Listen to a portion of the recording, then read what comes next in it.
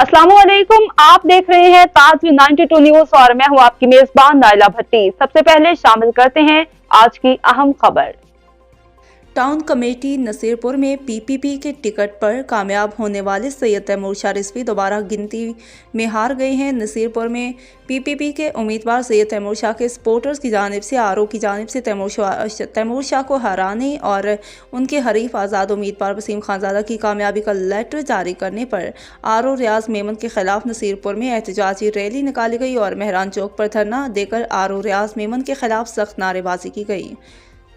और आरओ को फौरी तौर पर हटाने का मुतालबा कर दिया। तफसीलात के मुताबिक बल्दियाती इंतखाबात में टंडोला यार की टाउन कमेटी नसीरपुर के वार्ड नंबर 7 पर पीपीपी के उम्मीदवार सैयद तैमूर शाह रिजवी ने 15 जनवरी के इंतखाबात में कामयाबी हासिल की थी, जिसको उनके हरीफ आज़ाद उम्मीदवार वसीम खानजादा ने उनकी कामयाबी को आरओ रियाज मेमन के पास चैलेंज करते हुए दोबारा गिनती करने की दरख्वास्त दी, जिस पर गुज़श्ता रोज़ आरओ रियाज मेमन के पास वोटों की दोबारा गिनती का अमल शुरू किया गया, जिसमें हरीफ उम्मीदवार वसीम खानजादा 7 वोटों से कामयाब करार दिया गया। आज़ाद उम्मीदवार वसीम खानजादा की कामयाबी पर पीपीपी के उम्मीदवार सैयद तैमूर शाह रिजवी की सपोर्टर्स की जानिब से मज़कूरा फैसले के खिलाफ आरओ रियाज मेमन के खिलाफ नसीरपुर में एहतजाजी मुजाहरा किया गया। मुजाहरीन ने मीडिया से गुफ्तगू करते हुए कहा कि आरओ रियाज मेमन ने जाली तौर पर आज़ाद उम्मीदवार को कामयाब करार देकर धांधली की गई है, इसलिए आरओ रियाज मेमन को फौरी तौर पर हटाया जाए।